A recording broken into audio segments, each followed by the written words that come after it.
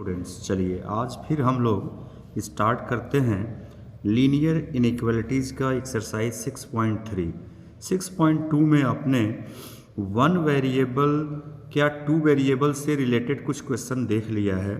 यहाँ वहाँ पे भी आपने ग्राफिकली ही देखा।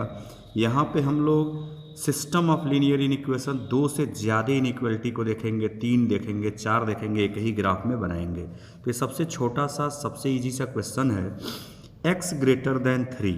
तो x greater than or equal, तो मैंने सेकंड एक्सरसाइज में बताया भी था कि जब हम ग्राफ बनाएंगे तो ग्राफ में क्या देखना है, अगर इक्वल साइन आया है तो हम पूरा का पूरा डार्क लाइन ड्रा करेंगे, और अगर केवल ग्रेटर या लेस देन आया है तो डॉटेड लाइन लिखेंगे। ठीक है, तो x greater than or equal to 3, तो ये हो गया 1 2 3। यहाँ पे आया x इक्वल टू 3, तो ये हमने पूरा डार्क लाइन ले लिया। क्यों लिया? क्योंकि इक्वल साइन भी आया है, that is x is equal to 3। ठीक है, अब y greater than or equal to 2, ये y इज 1 y इज 2, तो ये हमारा हो गया y इज इक्वल टू 2। ठीक है, अब हमको देखना है ओरिजिन टेस्ट। ओरिजिन टेस्ट हम करने जा रहे हैं। ओरिजिन टेस्ट में क्या क्या देखना होता है? Origin test. ठीक है, ओरिजिन टेस्ट में हम पहले वाले इनइक्वालिटी में 0 0 पुट कर देंगे, और y भी होता तो केवल x ही है, तो 0 greater than or equal to 3 ये ट्रू कंडीशन है कि फॉल्स है, बस इतना ही डिसाइड करना है। तो ये देखने में आया कि क्या है, फॉल्स है। मतलब कि जो हमारा x ग्रेटर देन 3 के लिए सॉल्यूशन अगर ट्रू होता तो हम ओरिजिन के तरफ करते, ठीक है, इस साइड में, लेकिन फॉल्स आ रहा है तो हम क्या दिखा देंगे कि हमारा सॉल्यूशन रीजन इस तरफ है। ठीक है, अब यही टेस्ट हम इसके लिए देखते हैं, तो y greater than or equal to 2 ये भी क्या आ रहा है, ये भी हमारा कंडीशन फॉल्स ही आ रहा है। तो इसमें भी क्या करेंगे, ओरिजिन की तरफ न होकर के क्या हो जाएगा, ऊपर की तरफ होगा। अब बताइए दोनों में कॉमन क्या आया? एरो से पता चल गया कि दोनों में कॉमन रीजन तो यही है। अब केवल इतना सा रीजन हमारा, यही हमारा कॉमन रीजन है। तो अगर और लाइन को हम इंक्रीज कर लें तो थोड़ा कुछ ज़्यादा दिखा सकते हैं शेडेड रीजन। ठीक है, ये हमारा दोनों का कॉमन रीजन है, यही ग्राफिकली सॉल्यूशन कहलाता है। क्लियर? तो इस तरीके से ही आपको क्वेश्चन नंबर 2 3 ऐसे करते चलना है। चलिए देखते हैं क्वेश्चन नंबर 2 क्या है।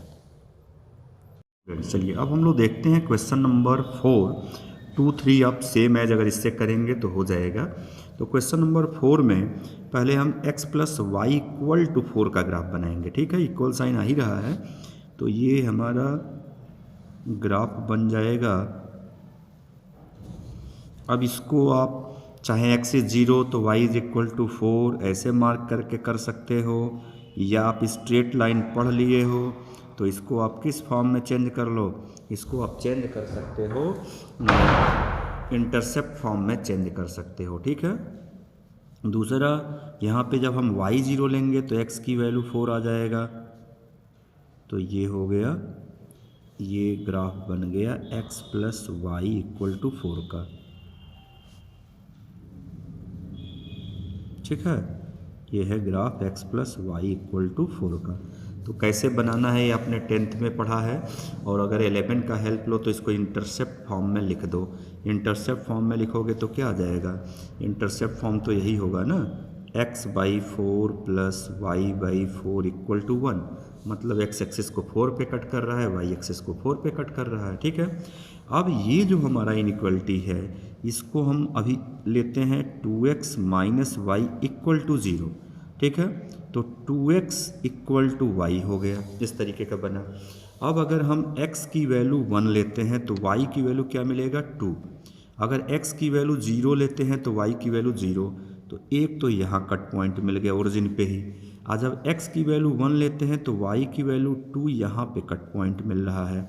इसको हम ऐसे ड्रा कर लेंगे, कैसा लाइन वो भी आपको बताया गया है, डॉटेड लाइन इस केस में देंगे। ठीक है, डॉटेड लाइन ये रहेगा, ये आपका डॉटेड लाइन रहेगा, क्योंकि यहाँ पे इनइक्वालिटी में क्या आ रहा है, केवल ग्रेटर देन का सिंबल आया हुआ है। अब क्या करना है कि सैडेड रीजन में हम ओरिजिन टेस्ट अब करेंगे। तो ओरिजिन टेस्ट के लिए आपको बता दिए कि किस तरीके से पहले वाले इनइक्वलिटी में 0 0 पुट कर दो। तो ओरिजिन टेस्ट में यहाँ 0 0 पुट किए, 0 तो ये भी हो गया +0 greater than or equal to 4, 0 greater than or equal to 4। True है कि फॉल्स है ये कंडीशन को क्या कर रहा है, तो ये फॉल्स आ रहा है, मतलब हमारा सॉल्यूशन रीजन किधर की तरफ होगा, ऊपर की तरफ होगा। ये हमने लगा लिया निशान, ठीक है। अब हमको इस लाइन के बारे में देखना है। इस लाइन में हमको ओरिजिन टेस्ट करने का कोई मतलब ही नहीं है। 0 0 ग्रेटर देन 0 ये एक ऐसा लाइन है जो इस हमारे सॉल्यूशन रीजन को दो पार्ट में डिवाइड कर रहा है। तो हम क्या करेंगे, इस पॉइंट को यही दो पॉइंट हमारे पास हैं। ये वाला पॉइंट है 0,4, ये पॉइंट है हमारा 4,0। अपने सेकेंड इनइक्वलिटी में पुट कर देंगे ये पॉइंट, ठीक है। चाहे ये पॉइंट अगर ट्रू आएगा तो हमारा इधर वाला पार्ट ले लेंगे, और अगर फॉल्स आएगा तो नीचे वाला पार्ट ले लेंगे, ऊपर का तो लेना ही है इस साइड में। तो अब हम इसमें चेक करते हैं 0,4, तो 2x minus Y greater than क्या है, 0 है, ठीक है। इसमें पुट कर देंगे तो ये 0 हो गया, -4 हो गया ग्रेटर देन 0। तो -4 ग्रेटर देन 0 ट्रू है कि फॉल्स है, ट्रू है कि फॉल्स है। तो आप इजीली बताओगे कि -4 तो 0 से छोटा होता है, तो ये ट्रू है ही नहीं है, यानी ये क्या रहा है, फॉल्स आ रहा है। फॉल्स आने का मतलब तो हमको इधर का ना लेकर के ऊपर का ही लेना है, लेकिन हमको इस साइड का केवल लेना है, केवल ये वाला साइड हमको रखना है। क्लियर हो गया, इस लाइन के ऊपर नहीं जाना है, यही आपका सॉल्यूशन रीजन कहलाएगा। ये ग्राफिकली आपने सॉल्व कर लिया। क्लियर हो गई बात ये स्टूडेंट्स। चलिए हम लोग देखते हैं क्वेश्चन नंबर 10। कह रहा है कि solve the system of linear inequation graphically solve करना है। फिर से मैंने कहा कि यहाँ पे एक्सरसाइज 6.3 में हम सिस्टम ऑफ लीनियर इनइक्वलिटीज पढ़ रहे हैं, यानी दो से ज़्यादा हमको इनइक्वेशन मिलेंगे, ठीक है। तो पहले वाले का ग्राफ बनाने के लिए सबसे पहला काम कि हम इसको इंटरसेप्ट फॉर्म में लिख दें तो इजी हो जाएगा। इंटरसेप्ट फॉर्म में लिखने का मतलब divide by 60 in the both side.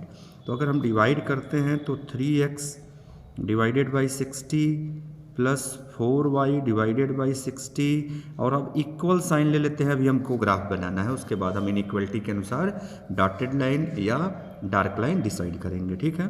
3 से कट कर देंगे तो ये आ जाएगा x/20 और ये आ जाएगा y/15 इक्वल टू 1 आ गया।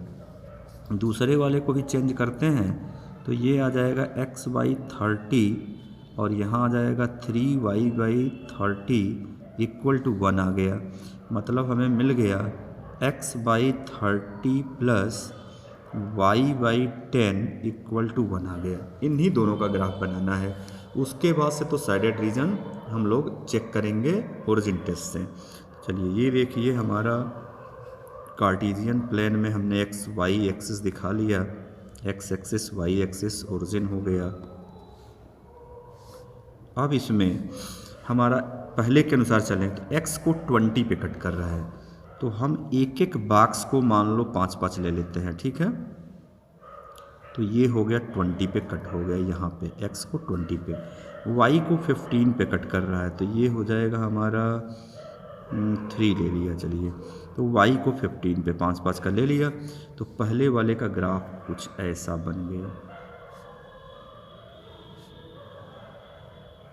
ठीक है। ये लाइन कौन सा है लिख के ज़रूर बताएंगे क्योंकि कन्फ्यूजन न रहे। 3x plus 4y equal to 60 का बनाया हुआ, ठीक है। अब चूँकि इसमें इक्वल साइन है तो हमने डार्क लाइन ले लिया। ओरिजिन टेस्ट अभी हम लोग कर लेते हैं इसी लगे। तो ओरिजिन टेस्ट हम अगर करते हैं तो क्या आएगा ओरिजिन टेस्ट में, देखिए ओरिजिन टेस्ट में हमारा आएगा कि अगर हमने ओरिजिन का टेस्ट किया तो 0 0 पुट करते हैं, किस में 3x plus 4y less than or equal to 60।